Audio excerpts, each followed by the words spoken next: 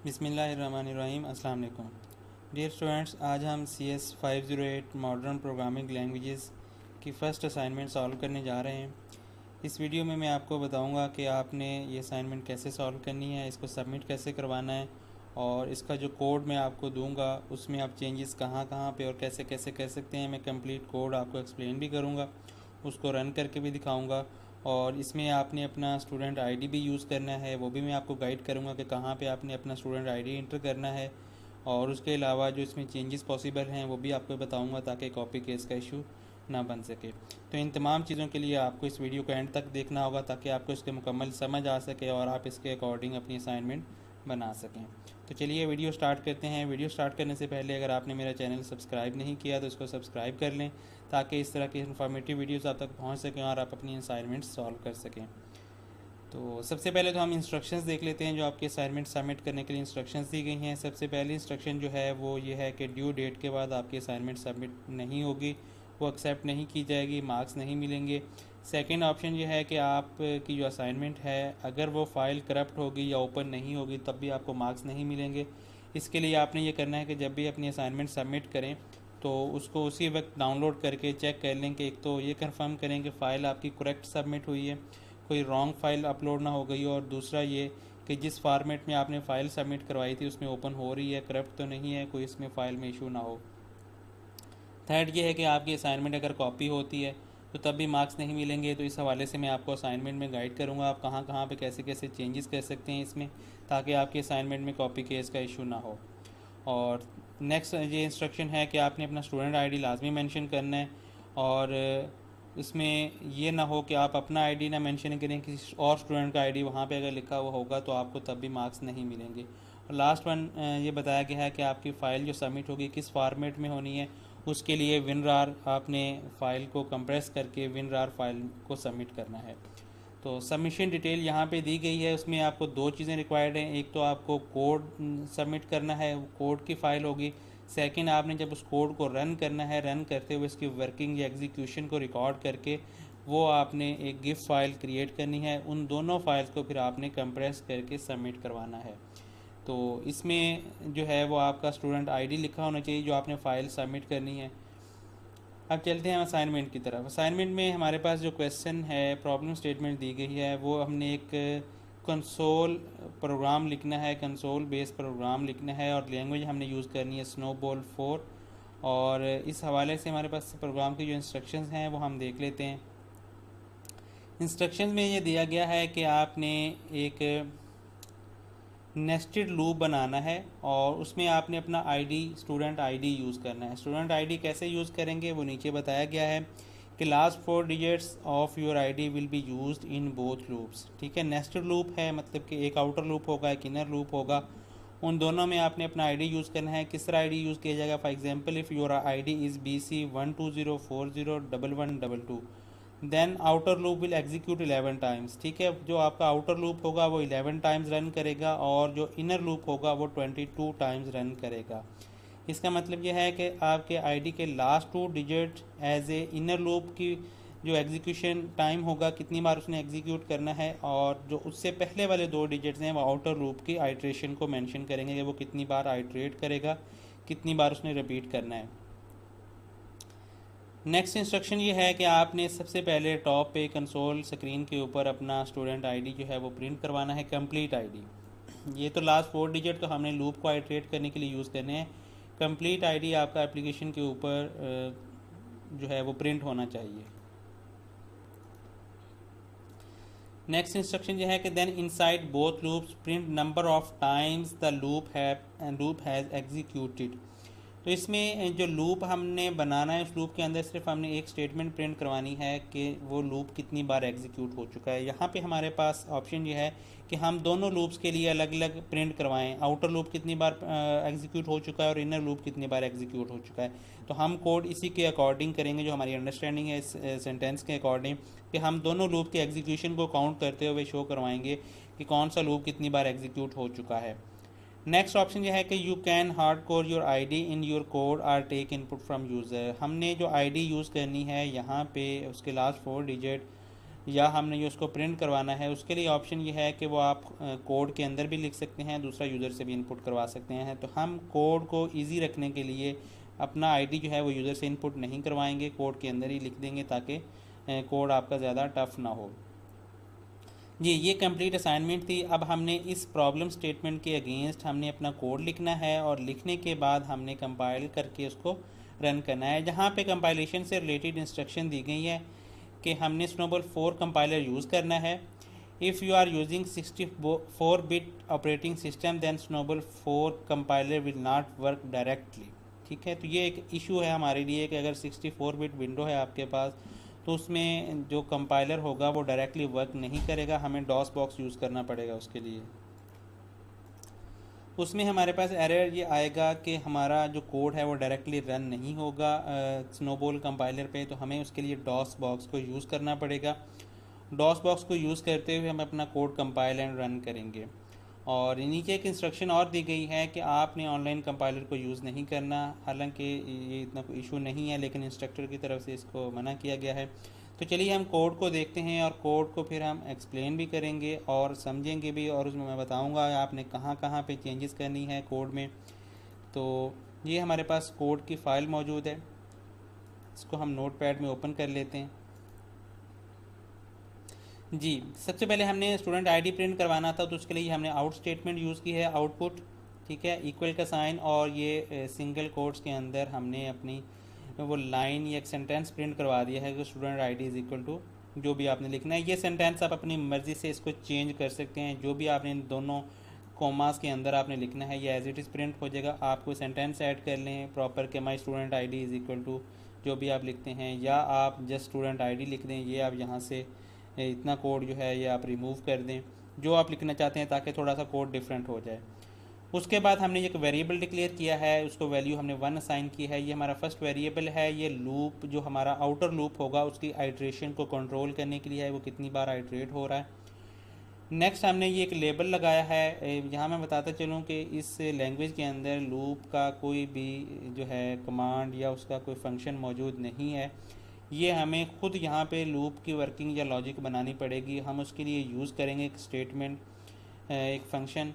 ठीक है, जैसे कि हम C++ या सी लैंग्वेज या किसी और लैंग्वेज में गो टू स्टेटमेंट यूज़ करते हैं कि हम अपने प्रोग्राम में कहीं भी मूव करने के लिए, स्विच करने के लिए गो टू स्टेटमेंट यूज़ करते हैं। यहाँ पे भी सेम लॉजिक हम उस पर अप्लाई करेंगे।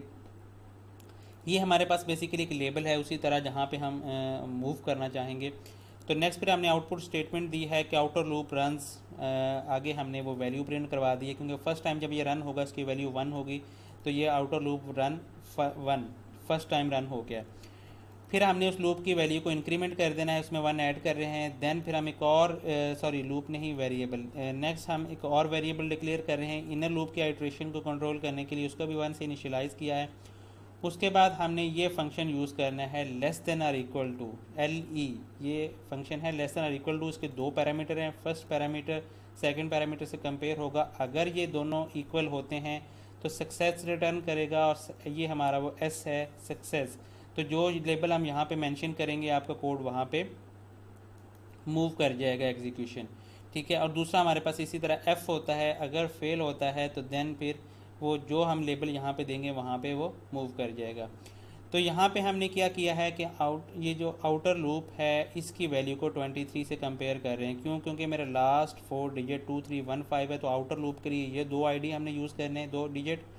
तो यहाँ पे वैल्यू मैंने 23 दी है। जब तक कि इसकी वैल्यू इससे लेस या इक्वल होगी हम इसको आइट्रेट करवाएंगे।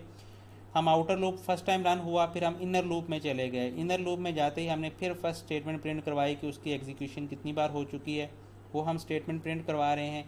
उसके बाद हम इनर लूप के लिए जो आइट्रेशन के लिए हमने वेरिएबल लिया था उसको हम इंक्रीमेंट कर रहे हैं। देन फिर हम यहाँ पे वही less than equal to sign use करेंगे और चेक करेंगे कि ये कितनी बार आइट्रेट हो चुका है। इनर लूप को हमने आइट्रेशन अब पूरी करनी है, कितनी बार? 15 टाइम्स, क्योंकि मेरा आईडी के लास्ट 2 डिजिट 15 है। तो यहाँ पे हम ये यूज़ कर रहे हैं 15, और ये इनर वैल्यू 1 से स्टार्ट होगी और 15 तक जाएगी। 15 तक ये लूप रन होगा। अगर ये सक्सेस रिटर्न करता है तो इनर लूप ये है हमारा, यहाँ पे हमारा ये लेबल मौजूद है, ये यहाँ से एग्जीक्यूशन यहाँ पे मूव कर जाएगी। देन फिर ये लाइन प्रिंट होगी, ये एक वैल्यू इंक्रीमेंट होगी एंड देन यहाँ से फिर चेक होगी। फर्स्ट टाइम 1 थी, फिर 2 हो जाएगी, 3 एंड 4 सो ऑन। इसी तरह ये मल्टीपल टाइम एग्जीक्यूट होता रहेगा जब तक इसकी वैल्यू 15 से लेस या 15 के इक्वल होगी। जैसे ये 16 होगी तो नेक्स्ट एग्जीक्यूशन यहाँ पे आएगी। आउटर लूप की वैल्यू अभी तक जो है वो 1 होगी, तो ये जब दोबारा 2 हो जाएगी तो फिर इसने इसको चेक करना है 23 से लेस है, तो फिर इसका यहाँ पे आ जाएगी एग्जीक्यूशन इसकी आउटर लूप में। अब आउटर लूप दोबारा से इसका एग्जीक्यूट करेगा सेकेंड टाइम, तो आउटर लूप की वैल्यू फिर एक बार इंक्रीमेंट होगी, सेंटेंस हमारा ये प्रिंट हो जाएगा। उसके बाद फिर इसने दोबारा इनर लूप में आ जाना और इनर लूप दोबारा फिर 1 से स्टार्ट होगा। 1 से स्टार्ट होने के बाद फिर उसने वही 15 टाइम एग्जीक्यूशन कंप्लीट करनी है, फिर ये आउटर लूप पे जाएगा and so on. Nested loop है, मल्टीपल टाइम ये रन होता रहेगा जब तक आउटर लूप 23 टाइम्स एग्जीक्यूट नहीं हो जाता और इनर लूप हर बार 15 टाइम उसके अंदर एग्जीक्यूट करेगा। यहाँ पे हमारे पास ये ऑप्शन है कि जब इनर लूप हमारा कंप्लीट हो जाता है तो यहाँ पे हमने ये देखना है आउटर लूप जब तक 23 टाइम रन नहीं होता हम इसको आउटर लूप को भी आइट्रेट करेंगे। तो आउटर लूप को आइट्रेट करने के लिए फिर हम यहाँ से कंटिन्यू करते रहेंगे और जैसे ही हमारा ये आउटर लूप 23 टाइम्स हो जाता है तो फिर हमने कहाँ पे मूव करना है, हमने इसको आउट कर देना है। आउट के लिए यहाँ पे हमने एक लेबल लगाया और वहाँ पे हम मूव कर रहे हैं।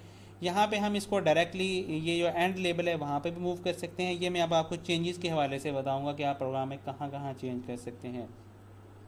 पहले हम इसको रन कर लेते हैं, रन करने के बाद में हम प्रोग्राम में चेंज की तरफ आएंगे। तो ये जो हमारा सारा कोड है इसको हमने रन करना है। रन करने के लिए आप क्या करेंगे, हमारे पास स्नोबॉल 4 कंपाइलर जो है वो मौजूद है। ये आप इसको डायरेक्टली LMS से डाउनलोड कर सकते हैं या इसकी जो डाउनलोडिंग का लिंक है वो मैं आपको इस वीडियो की डिस्क्रिप्शन में दे दूंगा, वहाँ से आप डाउनलोड करेंगे। कमांड प्रॉम्प्ट ओपन करेंगे CMD और यहाँ से हम मूव करेंगे उस फोल्डर के अंदर जहाँ पे ये कंपाइलर मौजूद है। ये मैं आपके सामने D ड्राइव पे पहले गया हूँ, फिर D ड्राइव में से चेंज डायरेक्टरी करते हुए स्नोबॉल 4 फोल्डर ओपन कर लिया है हमने, उस डायरेक्टरी में चले गए।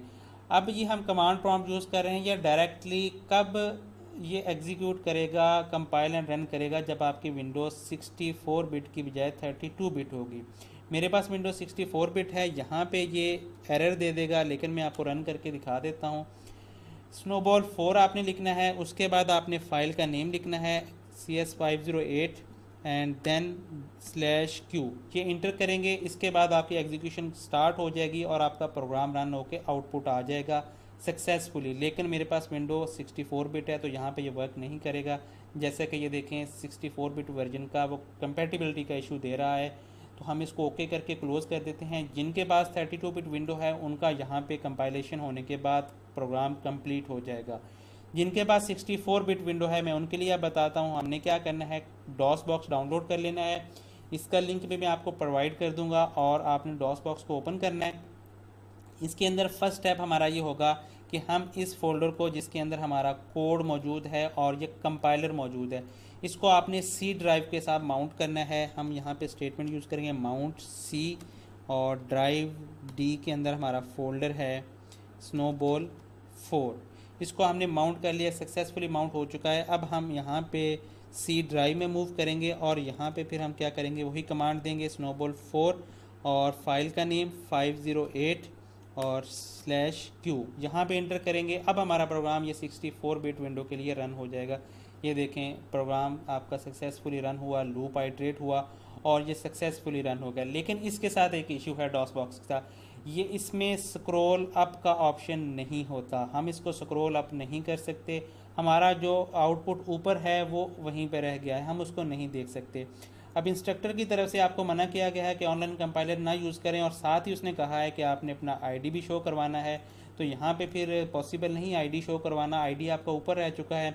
लेकिन मैं आपको इसको ऑनलाइन कंपाइलर पर रन करके आउटपुट दिखा देता हूँ। बाकी फर्दर आप अपने इंस्ट्रक्टर से कॉन्टैक्ट करें, या तो उनसे कहें कि हमें आउटपुट के लिए जो ऑनलाइन कंपाइलर यूज़ करने दिया जाए, या आपके पास ये ऑप्शन है कि आप 32 बिट ऑपरेटिंग सिस्टम कहीं से अवेल करें और उसके ऊपर रन करें। तो चलिए हम इस कोड को कॉपी करते हैं और यहाँ पे ये कंपाइलर मौजूद है, इसका लिंक मैं आपको दे दूँगा अगर आप यहाँ पे रन करना चाहते हैं, लेकिन इंस्ट्रक्टर की तरफ से मना किया गया है। यहाँ कोड कॉपी किया कोड ब्लॉक के अंदर और यहाँ से हम आउटपुट ब्लॉक अपना ओपन कर लेते हैं और यहाँ से कोड को रन करते हैं। जैसे कोड को मैंने रन किया, ये देखें इसका आउटपुट शो हो गया, ऊपर स्टूडेंट आईडी भी लिखा आ गया और ये आपका लूप भी रन हो रहा। Outer loop first time run हुआ, फिर inner loop first time, second time, third time, so on 15 time complete हुआ। फिर ये outer loop second time run हुआ और इसके अंदर इनर लूप फिर 15 टाइम रन हो रहा है। फिर आपका outer loop third time run हुआ है तो उसके अंदर आपका इनर लूप जो है फिर 15 टाइम रन हो रहा है, एंड सो ऑन। आपका आउटर लूप 23 टाइम्स रन करेगा और ये देखें आउटर लूप 23 टाइम रन हुआ, उसके अंदर इनर लूप फिर 15 टाइम रन हो रहा है। ये टोटल एग्जीक्यूशन थी जिसको हमने कंप्लीट करना था। अब आ जाते हैं कि आपने इसको सेव कैसे करना है, इसकी रिकॉर्डिंग करने के बाद, और सबमिट कैसे करना है। हमारे पास स्क्रीन टू गिफ सॉफ्टवेयर मौजूद है, ये मैं आपको प्रोवाइड कर दूंगा, लिंक दे दूंगा इसका भी डाउनलोड के लिए। हम इसको ओपन करेंगे। ओपन करने के बाद यहाँ पे रिकॉर्ड पे क्लिक करेंगे। उसके बाद आपने अपने प्रोग्राम को रन करना है। जिस तरह मैंने यहाँ पे ये देखें किया है, ये तो अलाउ नहीं है, तो हम कोशिश करते हैं कि इसको डॉस बॉक्स में ही रन जो करना है वही कर लेंगे। डॉस बॉक्स में आपने पहले उसको ओके कर लेना है। फिर हम क्या करेंगे, फर्स्ट ऑफ ऑल हम इसको ओपन करेंगे डॉस बॉक्स को। ये हमारे पास मौजूद है, हमने इसको ओपन कर लिया। अब यहाँ से हम रिकॉर्डिंग स्टार्ट कर देंगे, देन हम अपना काम कंप्लीट करेंगे। फर्स्ट ऑफ ऑल हमने माउंट करना था, तो हम यहाँ पे माउंट सी डी ड्राइव और उसका फोल्डर है हमारे पास स्नोबॉल 4, माउंट कर लिया। सी ड्राइव में मूव कर रहे हैं, वो मूव हो गए। वहाँ पे हमने कमांड देनी है कंपाइल एंड रन की, स्नोबॉल 4 CS 508/Q, ये इंटर किया, ये आपका रिकॉर्ड हो गया कंप्लीट। अगर ये स्क्रॉल हो सकता तो हम इसको स्क्रॉल अप करके ये अपना आईडी भी इसमें कैप्चर कर सकते थे। जैसे ये एग्जीक्यूशन कंप्लीट होगी आप इसको स्टॉप करें। स्टॉप के बाद हमारे पास ये सारा स्क्रीन रिकॉर्ड होके इसका रिकॉर्ड आ चुका है। अब हमने इसको सेव करना है। फाइल पे क्लिक करेंगे, सेव एज़, एंड यहाँ पे हमारे पास नीचे ब्राउज का ऑप्शन है जहाँ पे फाइल सेव करना चाहते हैं। ऑलरेडी डेस्कटॉप है, डेस्कटॉप पे सेव कर लेते हैं। ये फाइल 508 के नेम से हम सेव करते हैं। हमने सेव पे क्लिक किया, फाइल सेव होना स्टार्ट होगी। जब तक फाइल सेव होती है हम कोड को रिव्यू करते हैं और मैं आपको बताता हूँ कहाँ पे चेंजेस कर सकते हैं। फर्स्ट ऑफ ऑल तो मैंने ये बताया था कि ये सेंटेंस अपना थोड़ा मॉडिफाई कर लें ताकि आप अपने हिसाब से आईडी लिखें कि माई आई डी इस GC12 या MC जो भी आप लिखते हैं, या आप जस्ट ऑनली आईडी लिख लें जो भी स्टेटमेंट आपने प्रिंट करवानी है। ये आपका वेरिएबल नेम है, इस वेरिएबल नेम को चेंज कर सकते हैं। ये लेबल नेम है, लेबल नेम आप चेंज कर सकते हैं। यहाँ पे देखिए इनर लेबल है, ये आपका आउटलुक का लेबल है, ये आप चेंज कर सकते हैं। कोई भी नेम जैसा किसी वेरिएबल का नेम देते हैं आप, जो इसका नेम रखना चाहें वही रखें और फिर वही यूज़ करें। इसी तरह हमारा ये सेंटेंस जो है, जिस तरह मैंने लिखा है आउटर लूप रन्स, आगे मैंने लिख दिया है कि 1 2 3 एंड सो ऑन। आप इस सेंटेंस को अपने अकॉर्डिंगली मॉडिफाई कर सकते हैं। यहाँ पे जो आप लाइन या स्टेटमेंट्स आप प्रिंट करवाना चाहें, ये हमारा वही वेरिएबल है, इसको हम यहाँ पे इंक्रीमेंट कर रहे हैं। यहाँ पे अगर आप इसका नेम चेंज करते हैं तो जहाँ जहाँ पे ये वेरिएबल यूज़ हो रहा होगा आप इसको चेंज करेंगे। सेम ऐसे ये दूसरा वेरिएबल है, आप इसका नेम भी चेंज कर सकते हैं और इसको यूज़ कर सकते हैं। ये स्टेटमेंट हमारी ऐसे ही रहेगी। यहाँ पे आपने अपना आईडी के लास्ट डिजिट्स के अकॉर्डिंग लिखना है। जो वेरिएबल आपका होगा वो वेरिएबल यहाँ पे आएगा, एंड ये आपकी सेंटेंस वैसे ही रहेगा। यहाँ पे भी हमने उसी तरह ये हमारा जो सेंटेंस है इसको हम मॉडिफाई कर सकते हैं, चेंज कर सकते हैं, जो भी आप आउटपुट स्टेटमेंट प्रिंट करवाना चाहें। उसके बाद हमारे ये जो है फंक्शंस, इनको आप ऐसे एज इट इज़ यूज़ करेंगे। हाँ, यहाँ पे मैंने बताया था कि ये आउट की बजाय हम आउट का लेबल ख़त्म कर सकते हैं, आउट के बजाय यहाँ पे हम एंड के लेवल पे मूव कर सकते हैं। तो ये आप यहाँ पे ये मॉडिफिकेशन भी कर सकते हैं। इसी तरह आप ये जो है ना इसको भी आप रिमूव कर सकते हैं।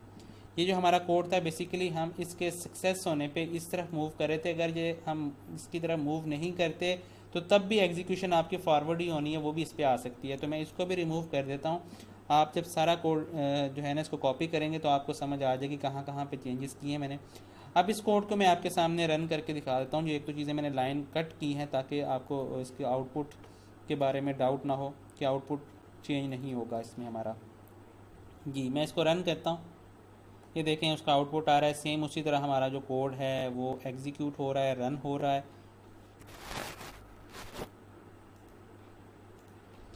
जी, तो ये हमारा जो है वो कोड सक्सेसफुली कंपाइल हो चुका है, रन हो चुका है। ये देखें हमारी ये फाइल है, ये भी सेव हो गई है। फर्स्ट ऑफ ऑल हम इस फाइल को जो हमने रिकॉर्ड की है फाइल, इस फाइल को कॉपी करेंगे और जहाँ पे आपने अपनी वो फाइल रखनी है, ठीक है, फ़ोल्डर बना लें अपना।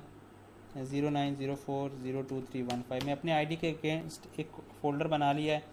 इसमें एक तो हमारी ये फ़ाइल आ जाएगी, सेकंड हमारा वो कोड आ जाएगा जो कि हमने लिखा है। जिस तरह मैंने इसका ये कोड, आप इस फाइल का नेम भी डिफरेंट रख सकते हैं, ये भी आपकी एक चेंज होगी। जिस तरह मैंने नाम इसका रखा है CS508, आप इसका नेम डिफरेंट रख लें, ठीक है।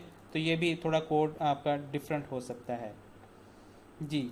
इसी के अंदर इनको दोनों को प्लेस कर देना। अब आपने इसको एक बार रन करके देख लेना, जो भी आपका रिक्वायर्ड आउटपुट है वो इस पर शो हो रहा है कि नहीं। ये देखें, स्क्रीन आपकी सक्सेसफुली रिकॉर्ड हो चुकी है, ये उसके अकॉर्डिंगली प्ले हो रही है गिफ फाइल जो आपकी है, ठीक है। तो इसको आपने वेरीफाई कर लेना है कि आपका रिकॉर्डिंग ठीक हुई है, उसके बाद आपका आउटपुट ठीक शो कर रहा है या नहीं कर रहा। इसके बाद हमने इन दोनों फाइल्स को जो इस फोल्डर में प्लेस की हैं, हम इसको WinRAR की मदद से कंप्रेस करेंगे। ये कंप्रेस होकर हमारे पास फाइल रेडी हो चुकी है। इस फाइल को अब आप सबमिट करेंगे। ये आपकी कंप्लीट असाइनमेंट थी, जो कि लाइन बाय लाइन मैंने आपको एक्सप्लेन भी किया है, इसका कोड भी प्रोवाइड किया है और बताया कि कैसे इसमें चेंजेस करेंगे और कैसे आप इसको सबमिट करेंगे। अगर आपको ये वीडियो अच्छी लगी है, आपके असाइनमेंट के लिए हेल्पफुल है, तो मेरे इस चैनल को लाजमी सब्सक्राइब करें ताकि इस तरह की मज़ीद वीडियोज़ आप तक पहुँच सकें। और इस वीडियो को लाइक भी कीजिएगा, कमेंट भी कीजिएगा। Thank you. अल्लाह हाफिज़।